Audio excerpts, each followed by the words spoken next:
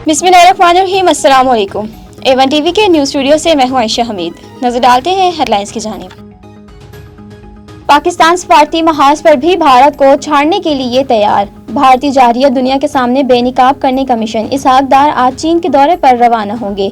पाक भारत कशीदा सूरत हाल पर मुशावरत होगी। TV interview में नायब वजीर आजम ने कहा, भारत ने हमले की पेशकश की इतलात नहीं दी थी, कोई सबूत नहीं दे सका, हमारे हाथ मैले हुए तो शफाफ तहकीकात की पेशकश न कर दिए।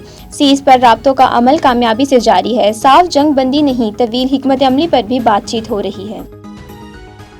ऑपरेशन बुनियान मरसूस में पाक बहरिया के बेमिसाल किरदार का एतराफ़। वज़ीर आज़म आज कराची का दौरा करेंगे।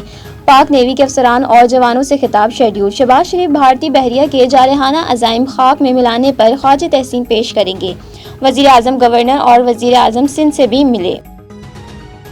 भारत पानी बंद करने की हिम्मत नहीं कर सकता, पानी को बतौर हथियार इस्तेमाल किया गया तो ऐसा जवाब देंगे कि दुनिया देखेगी और इसके असरात दहाइयों तक महसूस किए जाएंगे।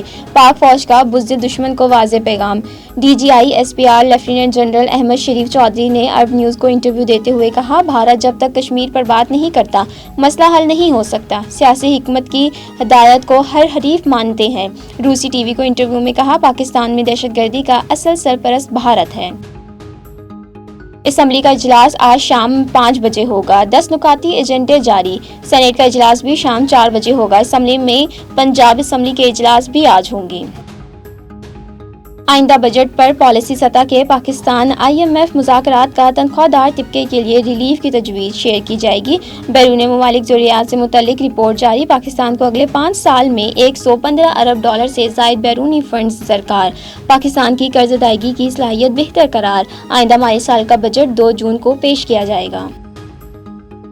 A1 टीवी के न्यूज़ स्टूडियो से फिलहाल इतना ही। मज़ीद खबरों और अपडेट्स के लिए देखते रहें A1 टीवी। A1 टीवी, सब पे नजर, अंदर की खबर।